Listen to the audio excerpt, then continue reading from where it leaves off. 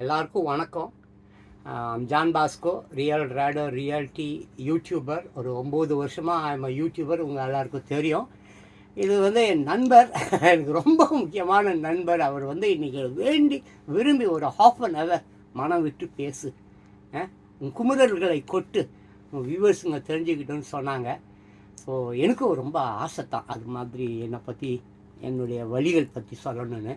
அப்படியே வந்து என்னை பற்றி நான் உங்களுக்கு சொல்கிறேன்.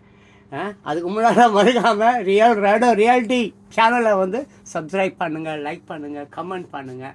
அப்படியே வாங்க வீடியோ உள்ளார போகலாம். இது பாருங்கள், இந்த பூ போட்டிருக்குல்ல, அது இருக்கானே, அவன் பேர் மைக்கேல் ஜாக்சன். என் பையன் 25 வயதில் இறந்துட்டான். தட் மீன்ஸ் 2010 அவன் வந்து இறந்துட்டான். அது எங்கள் அப்பா, அது எங்கள் அம்மா, இது எங்கள் மாமியார். இது பார்த்தீங்கன்னா ட்ரெஸ் இது நான் காசிக்கு போயிட்டு வந்தேன். எதுக்காக போனேன்னா, என் மகன் இறந்துட்டான். 2010 இறந்தான்னு சொன்னாங்களா, இறந்துட்டான். 87 அவன் பிறந்தான்.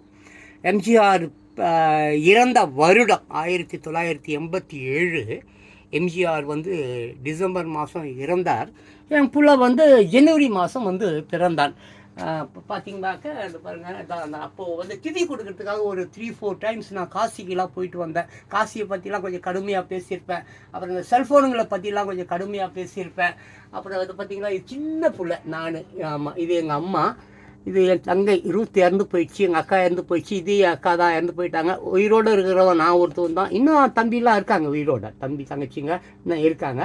இது பார்த்திங்கன்னா தான் மைக்கேல் ஜாக்சன். யார்? என் பையன், சின்ன பையன். அப்போது வந்து அவனுக்கு பார்த்திங்கனாக்கா அவனுக்கு ஒரு 2 வயது இருக்கும். அதாவது 87 சொன்னோம் பார்த்தீங்களா, 89ன்னு வச்சுக்கலாம். 89ல் மைக்கேல் ஜாக்சன் போட்டு தான் இருந்தான். இப்போதும் அந்த மாதிரி இவன் 2000 வந்து இறந்துட்டான். நீங்கள் கொஞ்சம் வாங்கலை ப்ளீஸுங்க, வாங்கலை.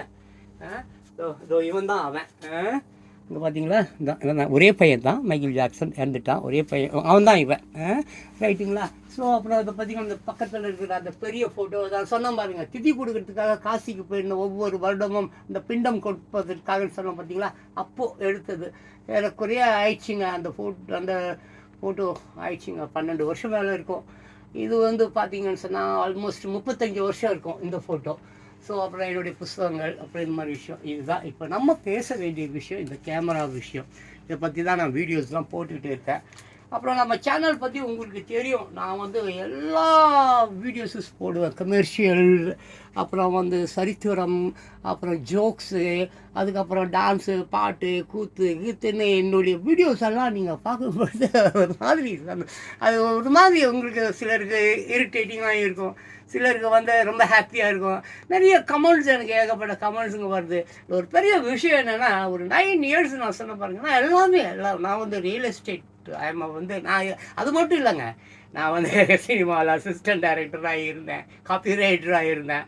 எங்கள் டைரக்டர் வீட்லேயே டான்ஸ் மாஸ்டர் இருந்தேன். இப்போ ரீசெண்ட்லி இறந்து போனார் ஹுசைனி, அவரு கூடலாம் நான் வந்து அப்போவே அந்த காலத்துலேயே சன் டிவி, அப்புறம் விஜய் டிவி, இந்த மாதிரி டிவிகள் அந்த காலத்துலேயே கங்கா, யமுனா, சரஸ்வதி, சங்கமம், அந்த மாதிரி கிருஷ்ணா காட்டேஜ், அந்த மாதிரி, அப்புறம் சில சினிமா திரைப்படங்கள், அந்த மாதிரி சின்ன சின்ன வேடங்கள், பெரிய வேடங்கள் கிடையாது, ஆக்டும் பண்ணியிருக்கிறேன். அப்புறம் நான் உங்களுக்கு தெரியும், அசிஸ்டன்ட் டைரக்டர். பேசிக்காக நான் நிறைய சீரியல் ஒர்க் பண்ணியிருக்கேன், நிறைய நடிகர்களுக்கு ப்ராம்ப்டிங் பண்ணியிருக்கேன். ஆமாம், லைக் அருண் பாண்டியன், அப்புறம் வந்து இன்னும் நிறைய பேர் இருக்காங்க, எனக்கு ஞாபகம் வரலன்னா. எல்லாருக்கூடயே வேலை செஞ்சுருக்காங்க. ஜெய்சங்கர் கூட எல்லாம் வந்து ஜூனியர் ஆர்டிஸ்ட். அது வந்து கூட பெரிய டைலாக் பேசி பெரிய ஒரு அப்படியே கீழ்ஸ்டாருன்னு நினைக்காதீங்க. ஜூனியர் ஆர்டிஸ்ட் கும்பலில் கோவிந்தா, அந்த மாதிரி பார்த்தீங்கன்னா நான் ஒரு 3 இயர்ஸ் அந்த காலத்தில் ஜெய்சங்கர், அப்புறம் பிரசாந்த் அவங்க அப்பா இருக்கார்ல, அவர் பேர் பிரசாந்த் அவங்க அப்பா தியாகராஜன், அவர் கூட ஆமாம், விஜயகாந்த் தியாகராஜன், ஜெய்சங்கர் 3 பேரும் ஒரு படம். அந்த படம் பேர் வந்து இறந்து போனாரே இவர் மனோபாலா, அவர் தான் டைரக்டர். இந்த படம் பேர் இன்னுமோ படங்க எனக்கு தெரியல. விடுதலை புலிகளில் ஃபஸ்ட்டு வச்சாங்க, அப்புறம் பேர் மாற்றிட்டாங்க. கருப்பு சட்டைக்காரன், கரெக்டுங்க. அந்த படத்துலலாம் அப்படியே ஒரு கண்ணு கையில் கொடுத்து வச்சுருப்பாங்க. விஜயகாந்த் பக்கத்துலேயே நின்று இருக்கணும் காலையிலேருந்து சாயங்காலம் வரைக்கும். அந்த படம் மனிதனில் ஒர்க் பண்ணியிருக்கேன் ரஜினிகாந்த் கூட. இதுதான் ஃப்ரேம்னாக்க இங்கே மைக் பிடிக்கணும், ஃப்ரேமில் தான் இருக்கும், இப்படியே மைக் பிடிக்கணும். அவர் பாட்டு மனிதனில் டைலாக் பேசிக்கிட்டே இருப்பார். டக்குன்னு தூங்கிடுவோம், மைக் அங்கே போயிடும், எங்கள் இன்ஜினியர் பலார்னு வந்து ஒரு அரை விட்டுவார். ஸோ அந்த மாதிரி ஏகப்பட்ட எக்ஸ்பீரியன்ஸ். அதை பற்றி இன்னொரு நாளைக்கு பேசலாம். ஸோ இது பார்த்தீங்கன்னா இதுதான் நம்மளுடைய சொர்க்கம். ஆமாம், இதுதான் என் சொர்க்கம். இதுக்குள்ளே தான் நான் என்னுடைய வாழ்வை வந்து நடத்தி கொண்டு இருக்கிறேன். எனக்கு வந்து வீடியோ வ்ளாக் பண்ணணுன்னு ரொம்ப ஆசை, ப்ளாக் பண்ணணும்னு ரொம்ப ஆசை. ஊரெல்லாம் சுற்றணும், சுற்றிக்கிட்டே இருக்கணும், நிறைய வீடியோக்கள் பண்ணணும், போகணும், வரணும்னு ஆசை. இன்னும் சொல்லப்போனால் ஒரு சினிமா படம், ஒரு சீரியல் எடுக்கிறதுக்கு உண்டான அத்தனை கருவிகளும், தட் மீன்ஸ் இந்த லைட்டு கீட்டு அது ட்ராலி அந்த மாதிரிலாம் வச்சுருக்கேன். தாம்பரத்தில் 2 ஸ்டுடியோவை பூட்டி போட்டு வச்சுருக்கேன். ஆமாம், தாம்பரத்தில் எல்லாமே. அது வந்து போனியாவில் ஆஃப்டர் கொரோனா தான் வந்து நான் இந்த மாதிரி வந்துட்டேன். ஆஃப்டர் கொரோனா தான் நான் வந்து இந்த மாதிரி வீடியோன்னு வந்துட்டேன். அதுக்கு முன்னால் ஐம் வெரி குட். என்னது இது ரியல் எஸ்டேட் நான் 30 வருஷமாக பண்ணுறாங்க. சினிமாவில் நான் இருக்கும்போதே சினிமாக்காரங்களுக்கு நான் வீடு எடுத்து கொடுப்பேன். ஆமாம், உங்களுக்கு ஒரு விஷயம் தெரியுமா? சினிமாக்காரர்களுக்கு சினிமாக்காரரே வீடு கொடுக்க மாட்டார். ஆமாங்க, நான் வந்து சொன்னேன், ஜான் சொல்கிறானா அப்போ இந்த டைரக்டர் நல்ல டைரக்டர் தான் இருப்பார். ஓ, இந்த கம்பெனி உப்மா கம்பெனி இல்லை, நல்ல கம்பெனியாக தான் இருக்கும். ஜான் சொன்னால் அது சரியாக இருக்கும். ஜான் சொல்லிட்டாருப்பா, வீடு விடுங்கப்பா, இவ்வளோ அட்வான்ஸ், இவ்வளோ வாடகை. ஏன் விஜய் வீடு இருக்குல்ல, ஆமாம், எஸ்.ஏ. சந்திரசேகர் இருக்காரு, அவங்க முதல் வீடு. ஆமாம், அது எங்கன்னா விருகம்பாக்கத்தில் நம்ம விஜயகாந்த் வீடு, அப்புறம் ரம்பா, அந்த காலத்தில் ரம்பா அப்போ ஃபஸ்ட்டு அவர் அப்பார்ட்மெண்ட், அவங்க கட்டின ஒரு அப்பார்ட்மெண்ட்டு, அதில் ஒரு வீடு நான் வாடகைக்கு போட்டிருக்கேன், கமிஷன் வாங்கியிருக்கேன். அந்த காலம் நான் சொல்கிறதெல்லாம் ரொம்ப எப்போ 2000 அந்த மாதிரி 2000 ஜெயலலிதா ஆட்சிலாம் சொன்னாங்க பார்த்தீங்களா, அந்த மாதிரி காலம் ரொம்ப முன்னால். ஸோ அப்படியே வந்து நான் வந்து உங்களுக்கு வந்து நிறைய விஷயம் சொல்ல கொஞ்சம் உக்காந்துக்கிறேன். ஏன்னா மூச்சு வாங்குது, எனக்கு வயசாகிடுச்சு இல்லையா. ஸோ இப்போ நான் வந்து உங்களுக்கு வந்து நிறைய விஷயங்கள், இந்த கேமராவை பற்றி, கேமராவை கையாளுவது எப்படி, அப்புறம் கேமராவுக்கு ரொம்ப முக்கியமான விஷயங்கள் என்ன அப்படின்றத வந்து நான் ஷார்ட்டாக சொல்லி விட்டேன். இப்போ நீங்கள் ஈஸியாக வந்து நீங்கள் ஒரு ஃபோட்டோ எடுக்க முடியும், ஒரு வீடியோ நீங்கள் எடுக்க முடியும், அதை அப்படியே வந்து நீங்கள் அப்லோட் பண்ண முடியும். அது முடிஞ்சிச்சின்னு மட்டும் நினச்சிடாதீங்க. ஃபோட்டோக்களை எடுத்து எடுத்து எடுத்து எடுத்து எடுத்து தள்ளிக்கொண்டே இருக்க வேண்டும். ஆனால் உங்களுக்கு ஏற்கனவே சொன்னல, கேமராவை பற்றி அறிந்து கொள்ளணும்னா அதில் இருக்கிற அந்த பட்டன் சிஸ்டம்ஸு, அப்புறம் அது அந்த லென்ஸுனா என்ன, வாட் இஸ் இட் எப்படி பிடிக்கணும், என்னென்ன பட்டன்ஸ் இருக்குது, அப்புறம் ஒயிட் பேலன்ஸ் என்னென்ன, உள்ள மெனுவில் போனால் உள்ளே வந்து என்னென்னலாம் இருக்குது, நம்ம கண்டினியூஸ் ஷாட்னா என்ன, சிங்கிள் ஷாட்னா என்ன. ஸோ இந்த மாதிரி ஏகப்பட்ட விஷயம் அது உள்ளே இருக்குது. பட் அது ஈஸி. நீங்கள் வந்து அதை இப்போ ஒரு ட்ரெயின் இருக்குங்க, வேகமாக ஓடுறீங்க, ட்ரெயினை பிடிச்சிட்டிங்க, ட்ரெயின் உள்ளே போயிட்டீங்க, அது உங்களை எங்கே போய் இறக்கி விடணுமோ அங்கே இறக்கி விட்ருவோம், நீங்கள் இறக்கிட்டீங்க. ஆனால் அந்த ட்ரெயின் உள்ள பாருங்கள் எவ்வளோ கேரக்டர்ஸ் இருக்காங்க. நல்லவன் இருக்கான், கெட்டவன் இருக்கான், பிட் பேக்கெட் இருக்கான், திருடன் இருக்கான், எவ்வளோ நோய் பிடிச்சவன் இருக்கான், எவ்வளோ கேரக்டர்ஸ் இருக்கும். அப்படி தாங்க கேமரா கூட. இப்போ உங்களுக்கு நான் ஒரு ஃபோட்டோ எப்படி கேமராவை எடுக்கணும், எப்படி அதை வந்து ஆன் ஆஃப் பண்ணணும், ஒரு ஃபோட்டோ எடுக்கணும் சொல்லி கொடுத்துட்டேன். Very easy. இப்போ நீங்கள் ஒரு டிஎஸ்எல்ஆர் கேமரா யார் வேணாலும் வாங்கி அது உள்ளார போய் ஒரு ஃபோட்டோ எடுக்க முடியும், வீடியோ எடுக்க முடியும். ஆனால் இதை தான் 4 வருஷத்துக்கு சொல்லிக் கொடுக்குறாங்க. கேமராவை எப்படி பிரிக்கணும் என்று கூட சொல்லிக் கொடுக்க மாட்டேறாங்க. இதுக்கு அதனால ரொம்ப கஷ்டம், ரொம்ப கவலைப்படுவேன். நான் எவ்வளோ பேரை உருவாக்கி விட்ருக்கேன். என்கிட்ட வந்தவங்க எல்லாரும் 10 நாளில் ரெடி பண்ணி அவங்கள அனுப்பிச்சிடணும். அவங்க போய் 10 பேரை ரெடி பண்ணணும். அதுதான் என் ஆசை. ஒருத்தவங்களை வச்சு, இந்த வக்கீல் ஒருத்தவங்க ஒரு கேஸ் கிடைச்சா போதும், 50 வருஷத்துக்கு அந்த கேஸையே வச்சு அவன் ஜெயிச்சு கொடுக்க மாட்டான். வாய்தா வாங்கி அவன் காலம், அவன் புள்ள காலம்னு சொல்லிட்டு அந்த பாவம் அந்த கேஸை தூக்கி இந்த கேஸை ஜெயிச்சு கொடுப்பாருன்னு சொல்லி வந்தார் பாருங்க. அவர் வந்து சாவர வரைக்கும் அவர் சொத்து கித்து பணம் மொத்தத்தையும் காலி பண்ணி அவனை ஓட்டாண்டி ஆக்கி ரோட்டுக்கு அனுப்பிச்சிடுவான் அந்த வக்கீல். அப்படி தான் எல்லாருமே, நாட் ஒன்லி வக்கீல், எல்லாத்துலேயும் சார்ந்தவர்கள் அப்படி தான் இருக்கிறாங்க. மியூசிக் ஆகட்டும், எவ்வளோ கல்வின்றான், காசை போய் கல்வி காசுக்கு விற்கலாமா? மியூசிக்ன்றான், குயில் காசாக கேட்குதுங்க, அழகாக கூகுது, காலங்காத்தால் 3:45 மணிக்கு காசு கேட்குதா? இல்லை, எது கேட்டாலும் காப்பி ரைட்டுன்றான். இங்கே நிறைய டேலண்ட்ஸ் இருக்காங்க, இளைஞர்கள், வாலிப பெண்ணுங்க எல்லாருமே எவ்வளோ கண்டுபிடிக்கிறாங்க. நம்ம இந்திய மக்கள் மாதிரி சிறப்பான மக்கள் உலகத்திலே கிடையாதுங்க. ஆனால் இங்கே இருக்கிற இந்த prime stream main stream video, main stream channels அதான் லைக் பெரிய பெரிய டிவியெல்லாம் இருக்காங்க இல்லைங்க, லைசன்ஸ்டு டிவி, அவங்கெல்லாம் வந்து அவங்களுக்காகவே அது வந்து வேலை செய்யுது. உண்மையான தகவல்கள் யாரும் பேப்பர் கூட கொடுக்க மாட்டேங்குது. எந்த பேப்பரும் உண்மையான தகவல்களை தரல. அதுக்கு தான் நான் அடிக்கடி சொல்வேன், நியூஸ் பேப்பர் நான் வந்து 6 ரூபாய்க்கு 7 ரூபாய்க்கு ஒரு பேப்பரை வாங்கின்னு வந்து எவ்வளோ நியூஸ்கள் 20,000 வீடியோ மேலே போட்டிருக்கேன். முக்கால்வாசி நியூஸ் தான் இருக்கும் அதில். இன்னைக்கு என்ன நடக்குது நம்மளை சுற்றி, அதுதாங்க நமக்கு முக்கியம். இப்போ நான் வேலைக்கு போனாதாங்க எனக்கு சோறு. நான் வந்து சேரன் சோழன் பல்லவனை பற்றி பேசி கொண்டிருந்தால் சேரனும் சோழனும் பல்லவனும் வந்து எனக்கு சோறு தருவாங்களா? நான் அதுக்காக தான் சில நேரத்தில் கடுமையாக பேசிடுறேன். சில நேரங்களில் அந்த ஃப்ளோவில் வந்து திட்டி விட்டுடுறேன் எல்லாரையும். But I'm sorry, I'm really அதுக்காக நான் வருந்துவேன். அப்புறம் ஐயோ என்னடா அப்படி போயிட்டுமே வந்துட்டுமே. சரி ரைட்டு ஓகே, ஃப்ளோவில் தானே. நான் ஒரு ஒரு தாத்தா ஸ்தானத்தில் இருக்கிறவன். தா தா தா தா மீன்ஸ் வாட்? தாத்தா தாத்தா தா தாத்தா தா, அதுதான் தா தா தா. புரியுதுங்களா? தரக்கூடியவனாக இருக்கணுங்க.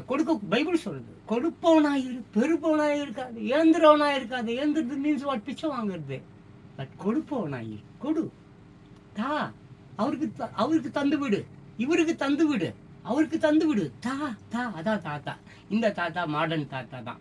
இந்த மாடர்ன் தாத்தா எப்படி எல்லாரும் மாடர்னாக இருக்கணும், என்ன மாதிரி இருக்கணும்னு நான் ஆசைப்படுறேன்.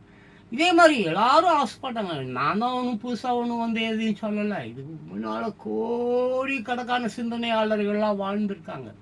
பாரதியை சொல்ல முடியாதா? பாரதி எப்பேற்பட்ட ஒரு மனிதன். திருவள்ளுவர், சாக்ரட்டிஸ், அவருடைய சிஷியர்கள் எவ்வளோ பேருங்க. 200 ஆண்டுகளோ என்னமோ ஆகுது அமெரிக்காவுக்கு வந்து ஜனநாயகம் கிடைத்து. இன்னைக்கு அமெரிக்கா நம்பர் 1ன்னு சொல்கிறோம். வெறும் 33 கோடி பேர் தாங்க அங்கே இருக்கிறாங்க. ஆனால் நம்ம ஊரில், நம்ம இந்தியாவில் 140 கோடி பேருங்க. எவ்வளோ பெரிய மக்கள் பலம் கொண்ட ஒரு நாடு தெரியுங்களா இந்தியா. ஆனால் எந்த ஒரு வளர்ச்சியும் இல்லாமல் இருக்குது. மெயினாக பிள்ளைங்க, இளைஞர்கள், அவங்க பாவம். கல்யாணம் கட்டுறாங்க, ஆனால் தங்கத்துக்கு வீடு இல்லை, வாடகை கொடுக்குறாங்க, வாடகை கொடுக்க முடியல, வேலை இல்லை. பாவம் அப்படியே வந்து அந்த வேலை இல்லாததுனால மனம் சுருங்கி. ரெண்டாவது இன்னைக்கு டெக்னாலஜி ஐயோ போயிடுச்சு. வாலிப பசங்களும் இளைஞர்களும் வந்து பயப்படுறாங்க. ஐயோ என்னடா எல்லாம் ரோபோவை அடிக்க விட்டாங்களே, எல்லாம் ரோபோவுடைய ஆட்சி தான் இனிமேல் இங்கே நடக்குமா? அப்போது நமக்கு வேலை கிடைக்காதா? இதே ரோபோ தானா? ரோபோ சொல்கிறது தான் நம்ம கேட்கணுமா? என்னமோ சாட் ஜிபிடின்றாங்க, அப்புறம் ஓப்பன் ஐன்றாங்க, என்ன ஆர்டிஃபிஷியல் இன்டெலிஜென்ஸுன்றாங்க, அப்புறம் சீனாவுடைய டீப் சீக்குன்றாங்க. அவ்வளோ சாஃப்ட்வேர்ஸ், விக்கிபீடியா, அந்த பீடியா, இந்த பீடியா. யோயோ மக்கள் எதையா படிப்பான்? ஏற்கனவே பாவம் தமிழே சரியாக தெரியாத இந்த மக்கள் எங்கே போவார்கள்? இப்போ அமெரிக்கா, லண்டன் போன்ற அங்கெல்லாம் ஏகப்பட்ட பிரச்சனை, பயங்கரமான பிரச்சனை. சுனாமி, நிலநடுக்கம், அது இது, சுழல் காற்று, எப்பா மக்கள் தினம் சண்டை, போர், 3ஆம் உலகப் போர் ரெடியாக இருக்குது. எப்போ வேணாலும் 3ஆம் உலகப் போர் வந்துடும். இப்படிப்பட்ட ஐயோ காசாவெல்லாம் ரொம்ப கொடுமைங்க. காசாவெல்லாம் பாவம், கால் கைகள் இல்லாமல் குழந்தைகள் டெய்லிப்பா. குழந்தைகள் பாவம் என்னங்க செஞ்சாங்க? அந்த குழந்தைங்கள்லாம் சாகுது சண்டையில்.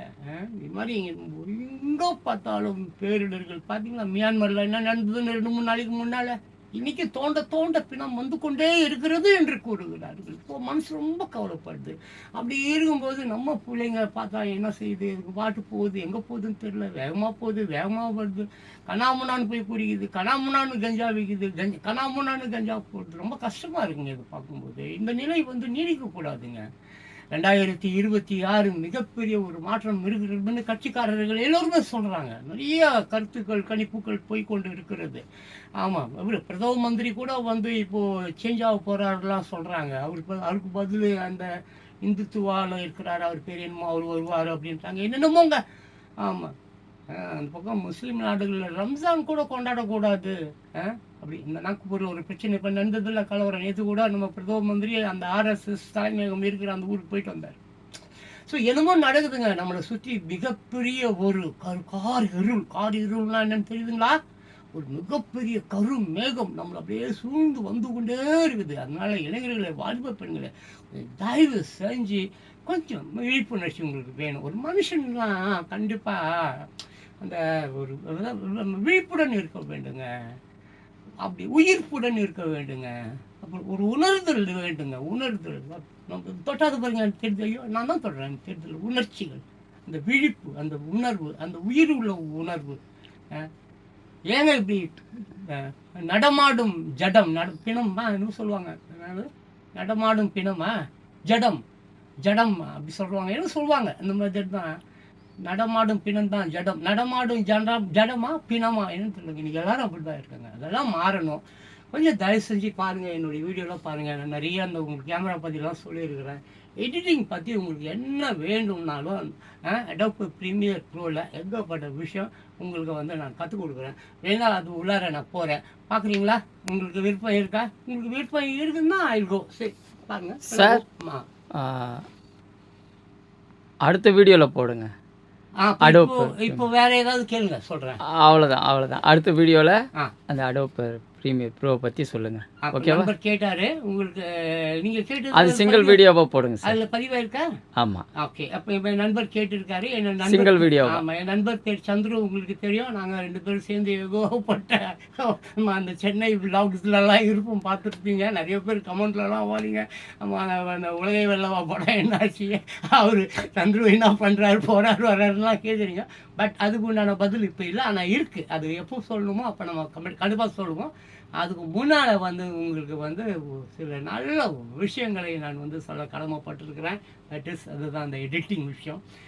ரொம்ப குயிக்காக நான் அப்படி ரெடி பண்ணுவேன். ரெடி பண்ணுறது தான் நான் வந்து என் வேலை. ஒருத்தவங்களை வச்சு கடைசி வரைக்கும் அவங்கள போட்டு கொழுப்பி இல்லை. ஆமாம், புரியுதுங்களா? ஏங்க ஒரு மனுஷன் இருக்கா வாங்கிங்களேன், அவனுக்கு நீங்கள் ஒரு 10 ரூபா கொடுக்குறீங்க, இல்லை ஒரு 100 ரூபா கொடுக்குறீங்க, இல்லை ஒரு 1000 ரூபா கொடுக்குறீங்க. அது அவள் தாங்க அப்படி செலவு பண்ணிட்டு போயிடுவான். ஆனால் அதுவே அவனுக்கு ஒரு தொழிலை கற்றுக் கொடுங்களேன். ஒரு தொழிலை நான் இந்த ஆள் தான் ஏன் சொல்லி கொடுத்தான். அப்படி ஒரு தொழில், அதுவும் குயிக்காக காசு வாங்காமல். காசு வாங்கிக்கிட்டு நீங்கள் சொல்லிக் கொடுக்குற எந்த ஒரு கலையும் பெருமை அடையாது, முழுமை அடையாது. சரித்திரங்கள்லாம் படித்து வச்சுருப்பீங்க. நிறைய பேர் நல்லா கற்றுக் கொடுப்பாங்க. கற்றுக் கொடுத்துட்டு கட்டை வரல வெட்டிக்கிற கதைகள்லாம் இருக்குது, புராண கதைகள் இருக்குது. யாரும் வில் விதைக்காரன் ஒருத்தனுக்கு அந்த மாதம் செம்மையாக கற்றுக் கொடுத்துருக்கிறாரு. செம்மையாக அவன் தான் நம்பர் 1 வில் வித்தைக்காரன் சொல்லி கற்றுக் கொடுத்துட்டு கடைசியாக வந்து அது அந்த அவனுங்க இலக்கிரமா பண்ணுவானுங்க. இந்த மாஸ்டருங்க இருக்காங்கல்ல, குருன்றீங்கள, அவன் குரு இல்லைங்க, உருவாங்க. உங்ககிட்ட இருந்து எல்லாத்தையும் உருவிடுவான். அவன் குரு இல்லை. குருன்னா எவனையும் மதிக்காத. குருனா அப்பா அம்மா, அவங்க தான் இந்த உலகத்துக்கு உன்னை அறிமுகம் பண்ணவர்கள். புரியுதா? வேற யாரும் உன்னை இந்த உலகத்துக்கு அறிமுகம் பண்ணியிருக்க முடியும்? அப்பாவும் அம்மா தான். அதுக்கப்புறம் தான் குரு, அதுக்கப்புறம் தான் கடவுள். மாதா பிதா குரு தெய்வம். அந்த குருவையும் விட்டுடு, தெய்வத்தையும் விட்டுடு, மாதாவையும் பிதாவையும் தொழு. நான் இன்ன வரைக்கும் என் அப்பா அம்மாவை அப்படி தான் பார்க்குறேன். கடவுள் தான் அவங்க, அப்படி தான் நான் பார்க்குறேன். அதுக்காக தான் நான் கண்ணா முன்னான்னு பேசி விட்ருவேன். என் வீடியோலாம் பார்த்தீங்கன்னா கண்ணா முன்னான்னா அந்த ஆள் திட்டுறான். எனக்கு திட்டுற வயது இருக்குது, எனக்கு அனுபவம் இருக்குது, எனக்கு படிப்பு இருக்குது. நான் திட்டலாம், நான் புத்தி சொல்லலாம், எல்லாரும் சொல்லலாம், தப்பு இல்லை. ஆனால் அந்த தகுதியை அவர்கள் வளர்த்துக்கணும். யாரும் இந்த உலகத்தில் பெரிய புத்திசாலியும் இல்லை, முட்டாளியும் இல்லை, யாரும் ஏழையும் இல்லை, பணக்காரனும் இல்லை, யாரும் எல்லாம் அறிந்தவனும் இல்லை, அறியாதவனும் இல்லை, எல்லாம். ஆமாம், ஆண்டி அரசன் எல்லாம் ஒன்று தாங்க. ஆண்டி அரசன், ஆண்டின்னா யார்? பிச்சைக்காரன். அரசன் எல்லாரும் சோறு தின்னா தாங்க வாழ்வு. ஆமாம், அரசர் மட்டும் என்ன அப்படியே சோறு ஆகாசத்துலேருந்து அவர் வாயுக்குள்ளே போயிட்டு அவரும் கையில் தான் எடுத்து சாப்பிடணும். பிச்சைக்காரனும் கையில் தான் எடுத்து சாப்பிட்றான்.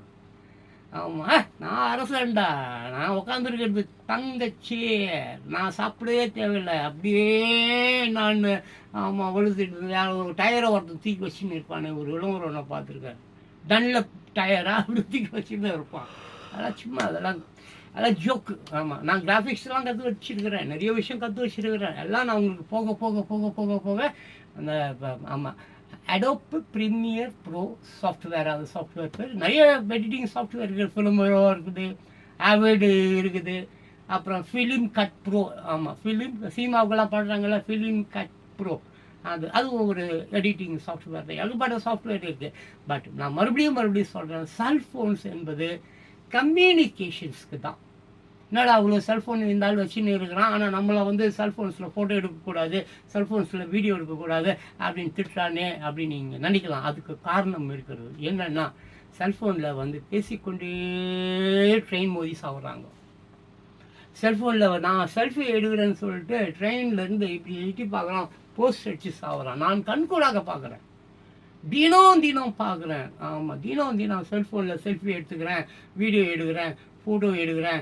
நான் வந்து சோஷியல் மீடியாவில் நான் அப்லோடு பண்ண போகிறேன், ரீல்ஸ் போட போகிறேன், ஷார்ட்ஸ் போட போகிறேன்னு சொல்லிட்டு ரொம்ப பேர் கண்ணு எதிர்க்க சாகுறாங்க. ஒரு மோட்டர் சைக்கிளில் போகிறீங்க, ஒரு ஃபோன் வருது, ஒரு ஓரமாக நின்று அந்த ஃபோன் எடுத்து பேசுனா என்ன, அப்படியே பேசின்னு போகிறேன். அப்படியே போய் ஒரு கிளவி பாவம் நடக்க முடியாமல் ரோடு கிராஸ் பண்ணிட்டு அதை அடித்து தூக்கி விட்டு போகிறேன். அதெல்லாம் தான், அதுக்காக தான் நான் சொல்கிறேன், cellphone it's a good one தான், செல்ஃபோன் தப்பு இல்லை. தட் இஸ் எதுக்காக? ஆமாம், ஒருத்தர் கால் பண்ணுறாரு அவர் கூட பேசுகிறதுக்கு. ஆமாம், ஒருத்தர் நீ அவசரம் தான் ஒருத்தரை கூப்பிட வேண்டியிருக்கு, ஒரு டாக்டரை கூப்பிடணும், இல்லை ஒரு போலீஸ்காரை கூப்பிடணும், இல்லை ஒரு ஒரு ஊர் பற்றிக்கிச்சு, அப்போ வந்து உங்களுக்கு அந்த வடிசைட்டு அவங்க பேருங்க அந்த தீயணைப்பு அவர்களை கூப்பிடணும். அதுக்கு தாங்க ஃபோன். மற்றபடி இந்த செல்ஃபோன் இந்த செல்ஃபி எடுத்துக்கிறதுக்கு அதுக்கெல்லாம் ஃபோன் இல்லை. அதனால தான் டிஎஸ்எல்ஆர் தான். புரியுதுங்களா? எவ்வளோ கேமரா மேஜிக் எல்லாம் வந்துச்சு. அப்புறம் அந்த கெனான் மார்க் 2, மார்க் 3, மார்க் 5 இதெல்லாம் கூட இருக்குது. போனாலும் சினிமா படம்லாம் எடுத்திருக்காங்க. ஸோ நான் என்ன சொல்ல வரேன், ப்ரொஃபஷ்னல் ஆகட்டும், இல்லை நிறைய ஃபோட்டோகிராஃபர்ஸ் இருக்கிறீங்க, நிறைய. ஆமாம், ட்ராவலிங் ஃபோட்டோகிராஃபர், அப்புறம் வைல்ட் லைஃப் ஃபோட்டோகிராஃபர், அப்புறம் வெட்டிங் ஃபோட்டோகிராஃபர், அப்புறம் அந்த ஈவெண்ட் ஃபோட்டோகிராஃபர், எவ்வளவோ ஃபோட்டோகிராஃபர்ஸ் இருக்காங்க. அவர்கள் தகுதிக்கு ஏற்ற மாதிரி நீங்கள் ஃபோட்டோவை எடுத்து தள்ளிக்கொண்டே இருக்க வேண்டும். அம்மா ஒரு ஃபோட்டோவை எடுத்துட்டு அந்த ஃபோட்டோவை எடுத்துகிட்டு ஃபோட்டோஷாப்பில் வச்சுட்டு டிசைன் இதுவளார போயிட்டு அப்படி நீங்கள் வந்து அது பண்ணால் அது இட்ஸ் நாட் குட். ஏன்னா அந்த காலத்தில் யாஷிகா நம்ம பழைய காலத்துலலாம் பாருங்கள், வெறும் பிளாக் அண்ட் ஒயிட் கேமராவில் எடுத்துருப்பாங்கங்க சில ஃபோட்டோஸ். அதெல்லாம் அவார்டு வாங்கியிருக்குது, நான் பார்த்துருக்கேன் அந்த மாதிரி புத்தகங்களில். வெறும் பிளாக் அண்ட் ஒயிட் கேமரா, தலையில் ஒரு கருப்பு துணியெல்லாம் போட்டிங்கன்னா அது உள்ளே பூந்துப்பான், அது உள்ளே பூந்துக்கிட்டு அப்படியே இந்த கண்ணு மட்டும் தெரியும், அப்படியே எடுப்பான். அவ்வளோ ஃபோட்டோஸுங்க செம்மையாக இருக்கும், பியூட்டிஃபுல்லாக இருக்கும், அவ்வளோ கலை நயத்தோடு இருக்கும். ஆனால் இன்றைக்கி இந்த செல்ஃபின்ற பேரில் அப்புறம் என்னென்னமோ கடைசியில் அந்த ப்ரொஃபஷ்னல்ஸ் இருந்தாங்க பார்த்தீங்களா, ஃபோட்டோ ஸ்டுடியோ பாருங்க. என் ஸ்டுடியோவே 2 பூட்டி கிடைக்குதுங்க, 2 ஸ்டுடியோ 2 பூட்டி கிடைக்குது. பாஸ்போர்ட் ஃபோட்டோ கூட எடுக்க முடியல, காரணம் இந்த செல்ஃபோன் வந்து தொலைஞ்சிச்சு. இதனால தான். இது கூட ஒரு பெரிய விஷயம். நான் ஏன் செல்ஃபோன்ஸ் எல்லாம் திட்டுறேன் உங்களுக்கு தெரியுமா? இந்த செல்ஃபோன்ஸ் எப்போ வந்ததோ அப்போவே செக்ஸ் வீடியோக்கள் தானாகவே வர ஆரம்பித்து விட்டது.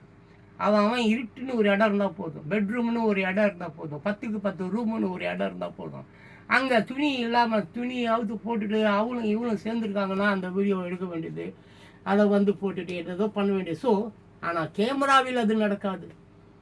கேமரா காலத்தில் யோசிச்சு பாருங்க, கேமரா காலத்தில் எங்கேயாவது இந்த அளவுக்கு இந்த செக்ஸ் வீடியோக்கள் இருந்ததா? இல்லை, எனக்கு கண்டுபிடிச்சிடுவாங்க. சரி, எனவே மை டியர் பியூட்டிஃபுல் பீப்பிள்ஸ், அடுத்தடுத்து நான் உங்களுக்கு வந்து இந்த சாஃப்ட்வேரில் போய் எப்படி எடிட் பண்ணுறது, இன்னும் கேமராவில் விடுபட்ட விஷயங்கள் இந்த மாதிரி நிறைய இருக்குது. நீங்கள் கேள்விகளாக கேளுங்க, கமெண்ட் பாக்ஸில் கேளுங்க. ஏன்னா தாத்தாவுக்கு மருதி 62 வயசாச்சு. ஸோ எல்லாத்தையும் நான் கரெக்டாக சொல்லியிருக்கிறேன்னா எனக்கு தெரியாது. எனவே நான் அந்த வீடியோ நான் முடிச்சுக்கிறேன். இதுக்கு மேலே வந்து உங்களுக்கு ஏதாவது நீங்கள் கேட்குறீங்கன்னா அதுக்கேற்ற மாதிரி நான் எதாவது பண்ணுறேன். எனிவே வீடியோ தயவு செஞ்சு கொஞ்சம் பாருங்கள். 20,000 வீடியோ இருக்குதுங்க, 20,000 வீடியோ இருக்குங்க. போய் கிண்டி விடுங்க, கிளறி விடுங்க, யாரோ பார்த்துமேங்க. நல்லதோ கேட்டதோ நான் ஷேர் பண்ணி விடலையா?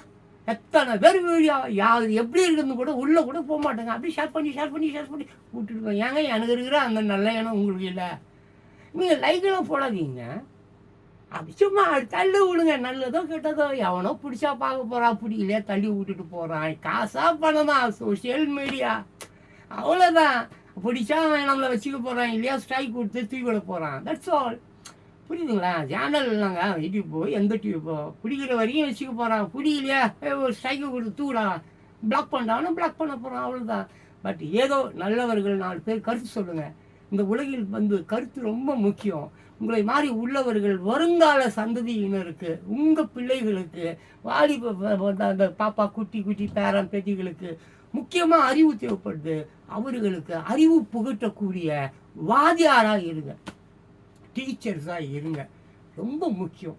ஏன்னா நிறைய பேர் நான் சொல்லுவாங்க, ஏங்க உங்களுக்கெல்லாம் சொல்கிறதுக்கு ஆள் இருந்தாங்கங்க, எங்களுக்கு சொல்லறதுக்கு ஆள் இல்லைங்க. அதனால நாங்கள் இப்படி கெட்டு போயிட்டோம். அப்படி வந்து ரொம்ப பேர் கவலைப்படுவதை நான் பார்த்துருக்கிறேன். அதனால தயவுசெய்து எல்லோரும் கருத்து சொல்லுங்கள். சோஷியல் மீடியா இருக்கிறது, உங்கள் கையில் எல்லார்ட்டையும் ஃபோன் இருக்குது. ஒரு சின்ன ஷாட்டு, தினம் ஒரு தகவல் மாதிரி நல்ல நல்ல விஷயத்த மக்களுக்கு சொல்லினே இருங்களாங்க. அது ரொம்ப நல்லதுங்க. புண்ணியம் புண்ணியம். இயற்கை உங்களை கையெடுத்து கும்பிடும். நீங்கள் இந்த மாதிரி நல்ல நல்ல விஷயம்லாம் பண்ணும்போது மக்களுக்கு பிடிக்குதோ பிடிக்கலையோ இயற்கைக்கு உங்களை ரொம்ப பிடிச்சிடும். ஒரு நிலநடுக்கம் வருதுன்னு வச்சுங்களேன், அந்த தப்பான நிலநடுக்கம் தூக்கின்னு போய்டும், உன்னை காப்பாற்றி விட்டுரும். அதுக்காகவாது தயவுசெய்து எல்லோருக்கும் கருத்து சொல்லுங்கள். Okay, thank you. அடுத்த வீடியோவில் பேசுகிறேன். முடிச்சு வாங்க.